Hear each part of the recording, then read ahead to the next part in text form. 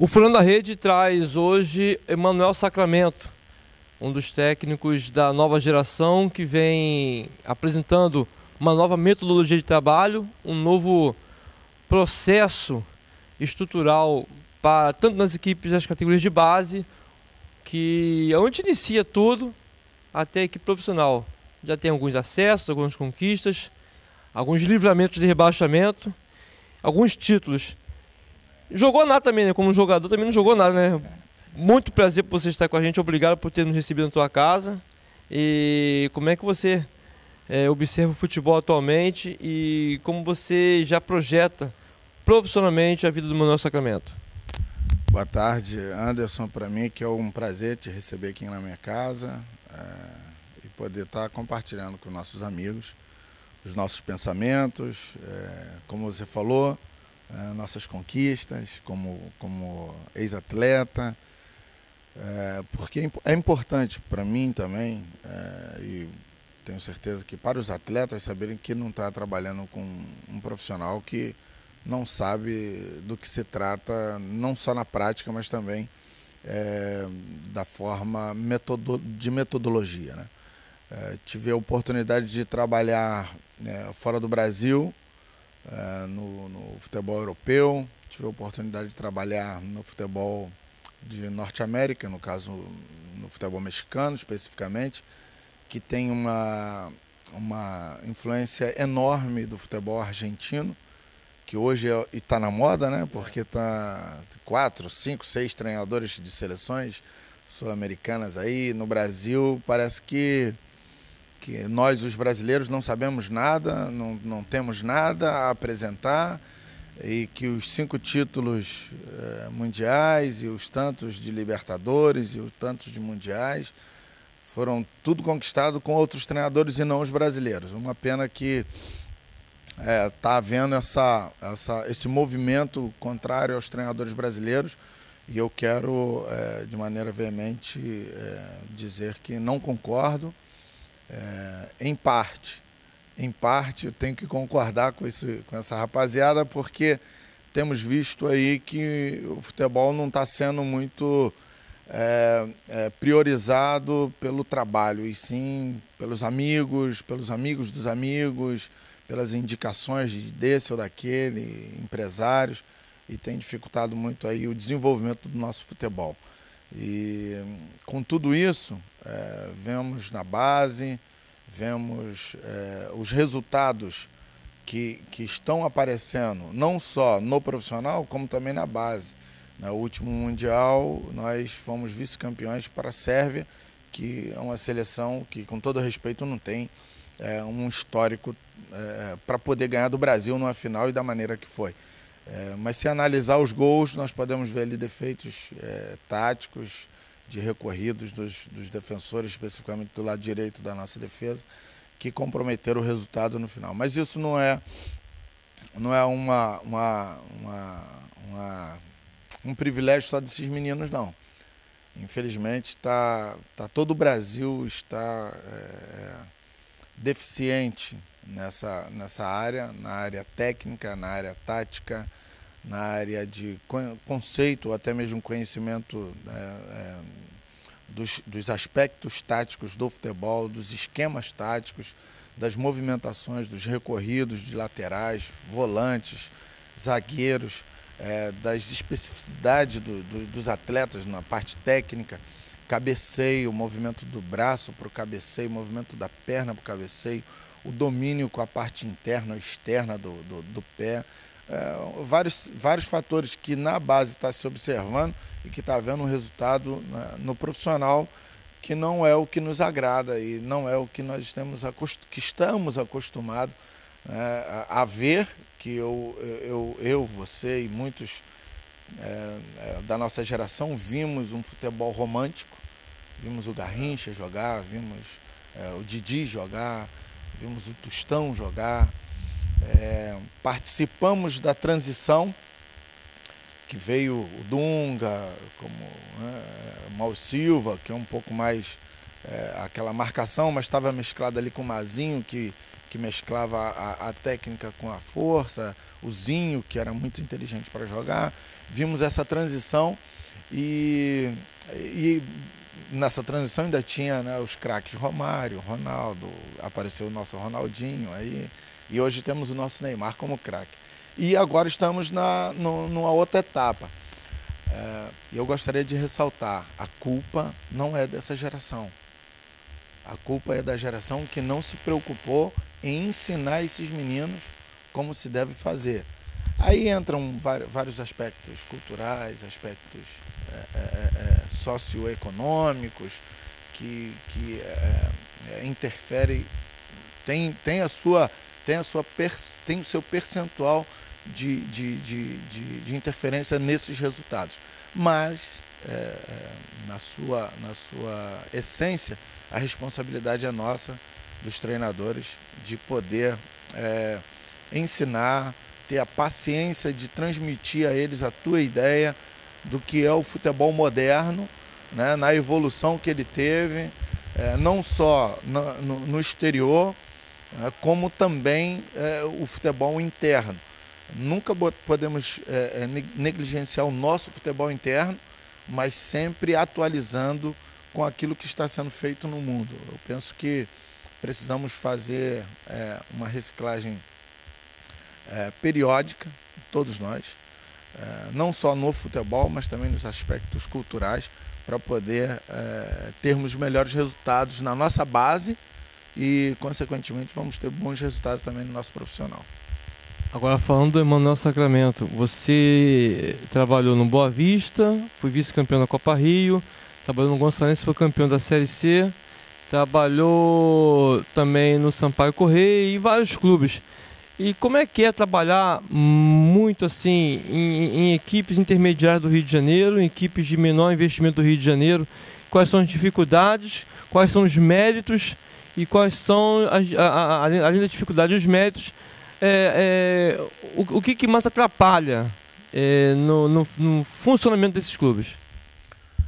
A maior dificuldade que nós temos é a falta de profissionalismo. Falta de profissionalismo em vários aspectos. Começando pelo estrutural, né, que as estruturas não são adequadas. Tem alguns clubes que têm boas estruturas. Eu até falei isso para o nosso presidente, que é o Rômulo. Está faltando um grãozinho de areia para você colocar esse Sampaio Corrêa na primeira divisão. Falta pouquíssimas coisas ali para ele poder estruturar de maneira que ele tenha as condições, assim, as medidas certas para colocar o Sampaio Corrêa na primeira divisão. No Boa Vista, o Boa Vista é um clube que investe muito no Carioca. E eu penso que se fizesse um equilíbrio nesse investimento com a estrutura que tem, o Boa Vista seria a quinta força do futebol carioca, fácil. Se soubesse equilibrar essas contas, se tivesse uma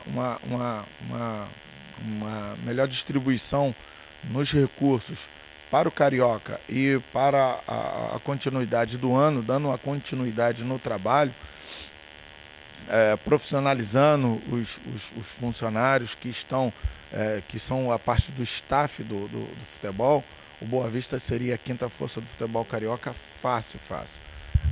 No Gonçalense é um clube emergente, né, que apareceu aí com o seu Joaci e o Thiago Tomás, que é o vice-presidente, que é o seu filho, tentando dar uma cara nova, principalmente no futebol do outro lado da Bahia, né, que é um município, uma cidade, no caso, que tem entre 1.300.000 a 1.500.000 pessoas. Então, o material humano é muito farto, mas, como eu falei antes, falta profissionalismo, falta a inteligência ou o conhecimento do conceito de que aonde você quer chegar, como você quer chegar e quem vai conduzir esse processo. Não é um processo fácil e não é um processo do dia para a noite.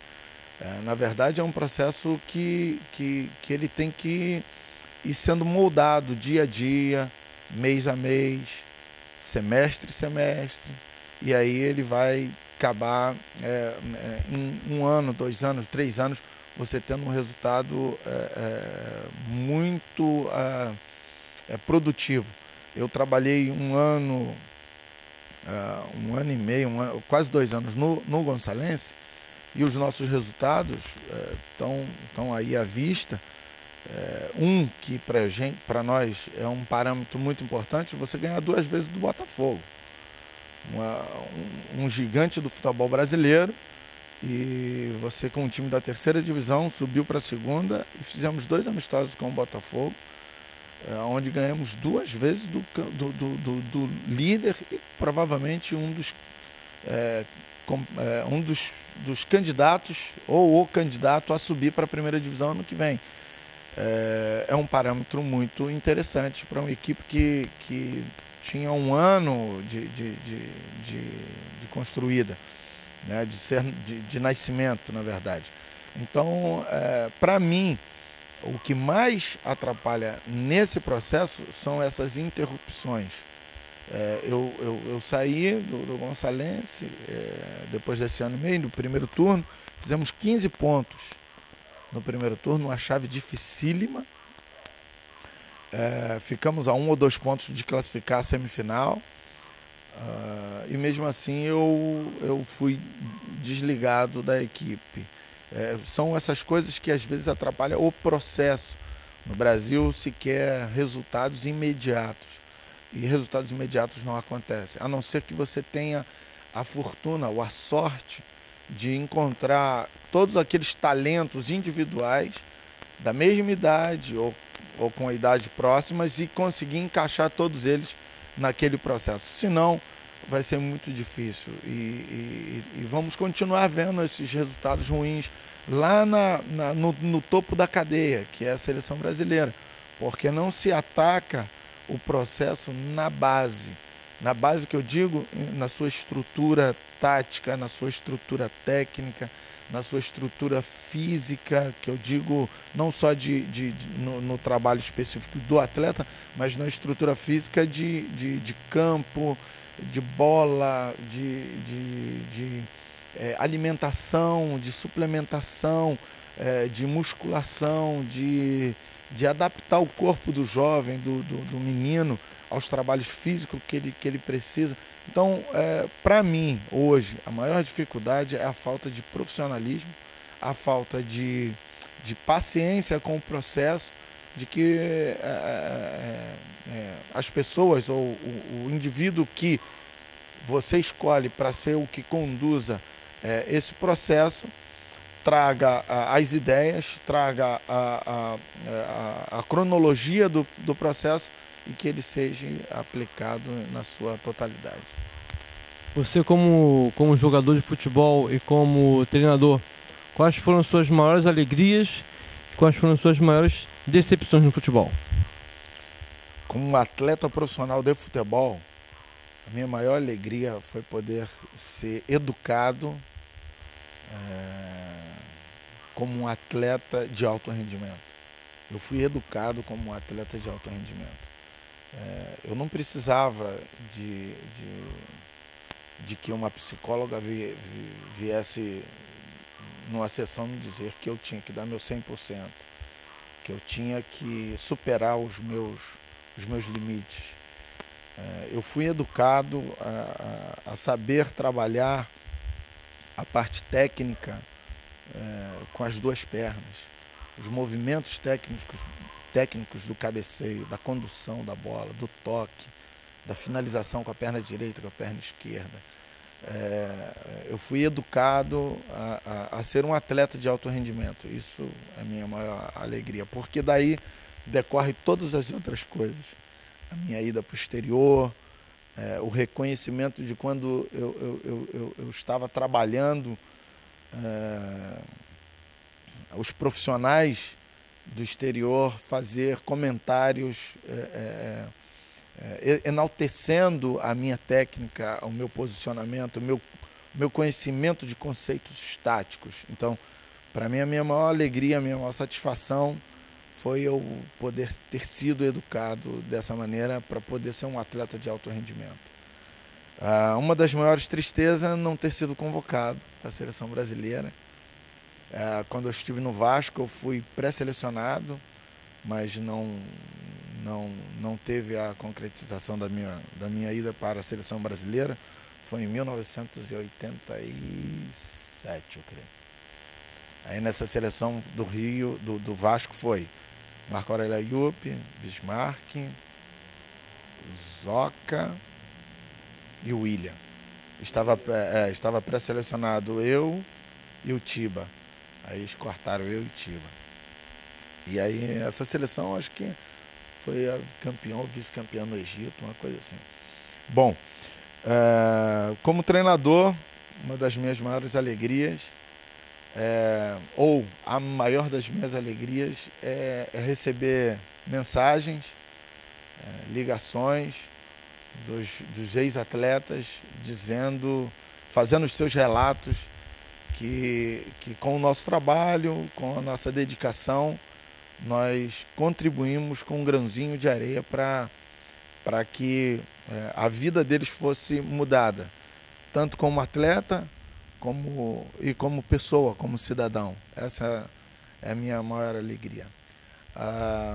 Decepção não, mas uma tristeza ainda não ter dirigido uma primeira divisão e esperamos que possamos ter essa oportunidade e que tenhamos aí êxito, porque esperamos que a nossa carreira seja uma carreira muito exitosa, não só aqui no Brasil, mas também eu penso no mundo no exterior, assim como fui como atleta, que eu possa conquistar muito mais espaço como treinador.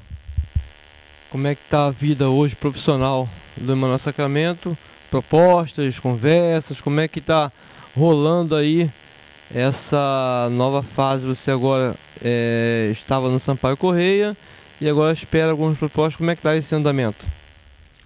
É importante isso que você falou.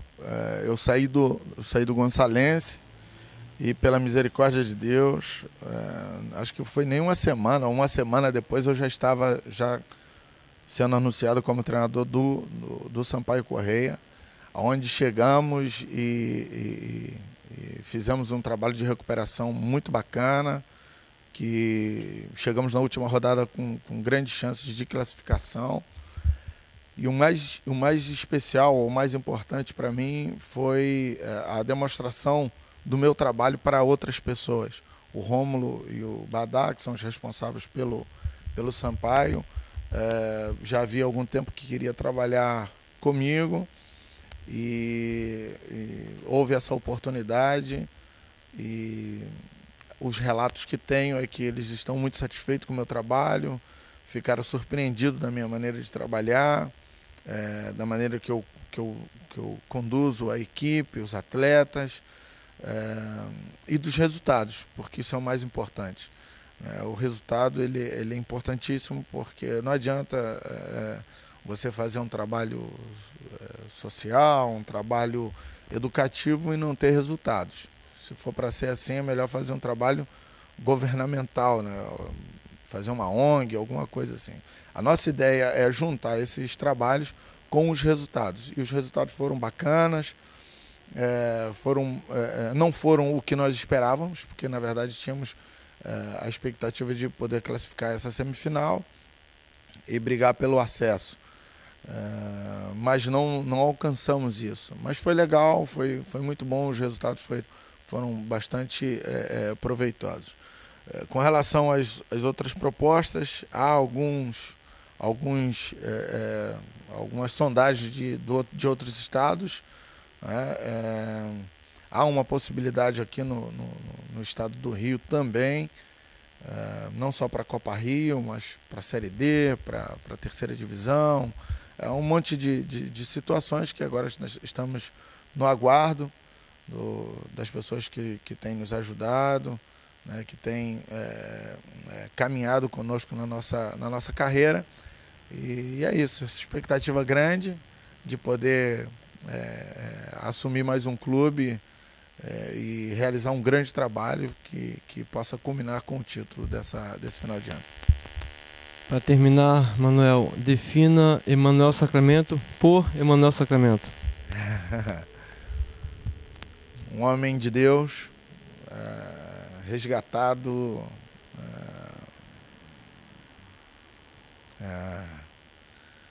rapaz, transformado,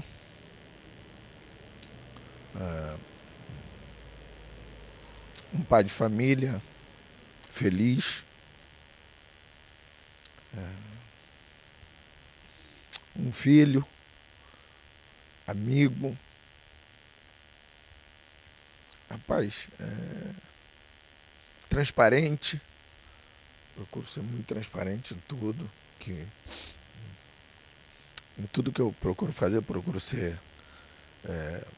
Eu costumo até brincar com os atletas. Eu não venho aqui fazer justiça, mas me comprometo a ser o menos injusto possível. Porque no futebol não tem como fazer justiça. São às vezes 30, 40 homens e só pode jogar 11. E só pode ir 7 para o banco. Na primeira divisão parece que pode ir os 11, né, também, agora são 22. Mas só pode entrar 3.